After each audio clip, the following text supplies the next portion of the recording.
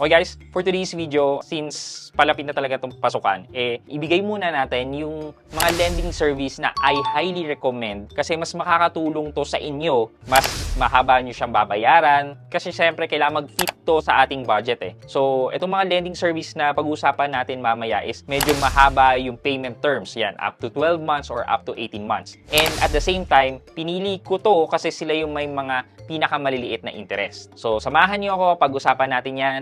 Sit back and let's discuss. Coming right up.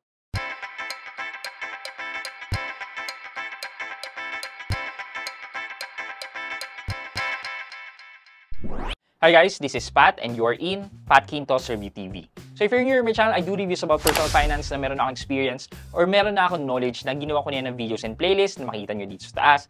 At kung bago kayo dito sa channel ko, you may want to consider subscribing to my channel. Okay guys, so hatiin natin tong video na to. Bali, dalawa. Una is for malalaking amount, like for tuition fees, di ba? Malaking amount yung tuition fees. So, itong mga lending service na to, kaya magbigay ng ganong kalalaking loan amount. Okay. So, unang-una natin, syempre, kung meron kayong access sa credit card, yan ang pinaka-recommend kong gamitin nyo instead itong ibang mga lending service na pag-usapan natin. Bakit? Well, sa credit card talagang sobrang baba ang interest kung gagamitin nyo ang credit to cash option. Yung credit to cash option, they can offer as low as 0.6% per month. Pag calculate mo yan per annum, ay lalabas lang na around 6 to 7% per annum yung interest. So, sobrang baba ng interest na makukuha mo kung naka-credit to cash ka sa inyong mga credit card. Ako po, subok ko na yun nung medyo gipit-gipit ako talaga dati. Ang ginagamit ko pang enroll ng anak ko ay ang aking BPI credit to cash. So, nagke-credit to cash ako para pambayad sa tuition fee ng mga anak ko. Yung installment na yan, kaya din umabot ng up to 36 months or even meron pang 60 months to pay.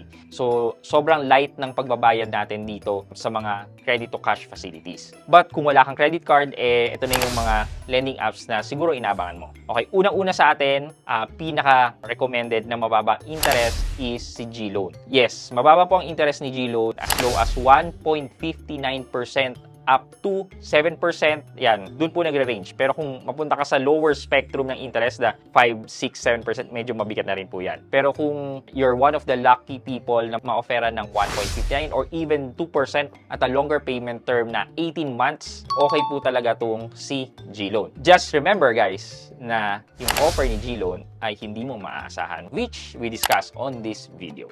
Ayan. Hindi mo siya maasahan kasi pwedeng nandyan siya, pwedeng mawala. So, if enrollment mo na ngayon at bigla ka nagko-offer ng GLoan na yan, huwag ka nang magdalawang isip pa kung hiramin mo ba yan o hindi. Next on our list is si C-Bank Credit. Si C-Bank Credit naman ay loan service or parang personal loan ni C-Bank. C-Bank is an rural online bank na pag nagbabangko ka sa nila, pwede ka nilang bigyan ng parang personal loan. Yan, and tawagan nila doon ay C-Bank Credit. So ito naman, ang interest rate naman nito ay 2.95% na ang loan term ay nasa 3, 6, and 12 months. So if you have higher amount, then you will have access to longer payment terms. Mas okay siya sa ibang mga lending service kasi mas mababa ang kanyang interest at 2.95% or almost the same interest ng mga credit card straight purchases. Okay, etong last 3 remaining natin ay almost pare-pares lang naman sila ng interest. S-Loan. S-Loan, nag-range ang interest niya ng 1% up to 5% interest per month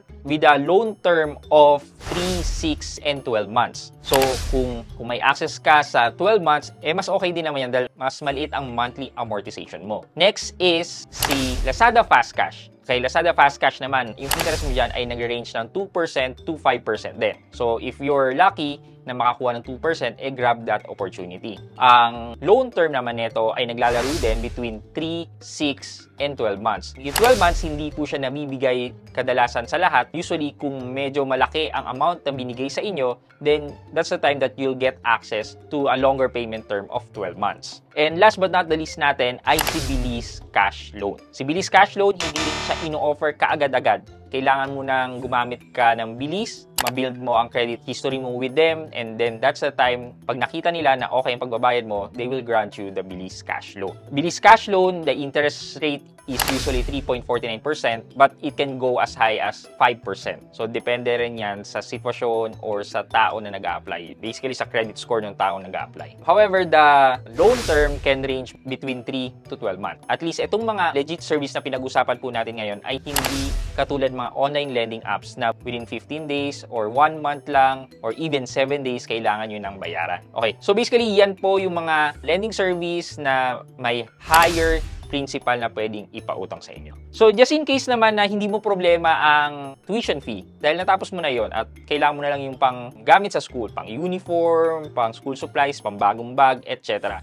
Well, ito naman yung mga maliliit na loan amount na pwede nating hiraman na may mababang interest. Okay, syempre, unang-una pa rin natin ay ang credit card. Though, this time, dahil mga maliliit na amount lang yan, straight purchases ang usually na magagawa mo dyan. However, sa mga malls, meron sila mga installment na pag na-reach mo tong 5,000 na amount, with the likes of SM and Robinson, pag na-reach mo yung ganyang amount, pwede mo siyang installment at 3 months at 0% interest. So, check nyo yung mga mall na pupuntahan nyo kung may available na installment service sa mga cards na available sa inyo. Kung wala naman kayong credit card, ito na po. Unang-una sa listahan ko ay si Atome. Atome, kasi yung mga purchases natin dito can be given to us at 0% interest ng up to 40 days or 45 days depending on your billing cycle and on the date kung kailan mo siya pinurchase. Pag pinurchase mo yan, day 1 ng billing cycle mo, meron kang mahabang time na 40 to 45 days until yung due date mo. And just in case na hindi mo kayang bayaran yung full amount, pwede mo naman siyang i-installment gawing 3 months to pay. Kailangan mo lang din bayaran on your due date yung unang installment amount. Third on our list is si Bilis. Si Bilis can also offer 0%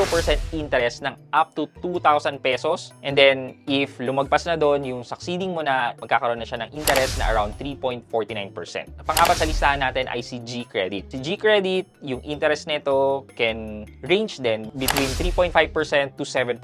Ang kinagandahan lang ng G-Credit is meron siyang minimum amount payment just in case na hindi mo kayang bayaran yung whole amount. Number 5 is si Maya Credit. Si Maya Credit, well, ito masasabi ko na maaasahan mo talaga. However, ang hindi ko lang nagustuhan kay Maya Credit is that you're going to pay the interest for the whole month na. Meaning, kapag nagbayad ka na maaga, hindi ma-adjust yung interest. Babayaran mo yung buong buwan talaga. Unlike G-Credit, yung interest mag-i-stop kung kailan ka nagbayad. So, at least scalable yung interest. Pwede mo siyang mapaliit, pwedeng lumaki. Ito kay Maya, fix. Last but not the least, siguro dagdag na lang to ay si Credivo. Si Credivo also offers daw 0% interest. However, 0% nga pero mayroon siyang processing fee. If you want to check my review of Credivo, you can check this video. So yan, basically, yan yung pwede nyong gamitin and the one that I am recommending. Kasi nakita ko yung pros and cons ng mga lending service na to and nakita ko mas beneficial itong mga nirecommend ko sa inyo versus sa mga online lending app na available ngayon sa market.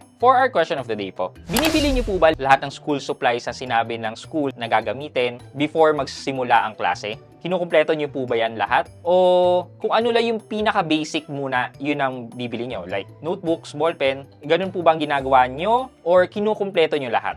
And bakit niyo po ginagawa yon? Yan. Let me know po sa comment section sa baba at may chance po kayo manalo ng 1,000 pesos sa ating weekly GCash giveaway and also sa ating cellphone giveaway. Yun lamang po for today's video, but before we end this video, mag-shoutout po muna tayo at shoutout kay Violeta Malatbalat Ibanez at Violeta Malatbalat 4573. Sabi po niya ay, thank you Sir Pat sa information. Heart. At Violeta Malatbalat 4573 or kay Miss Violi, shoutout po sa inyo. Thank you so much po for watching and supporting my videos. Maraming salamat po. I hope you can like this video, leave a thumbs up, and if not, wala namang problema dyan, but continue to support me by subscribing to my channel by clicking the subscribe button and also the bell button sa tabi ng subscribe para makareceive kayo ng latest notification sa lahat ng upload ko. Again guys, this is Pat Quinto and you're in Pat Quinto's Review TV. Bye-bye!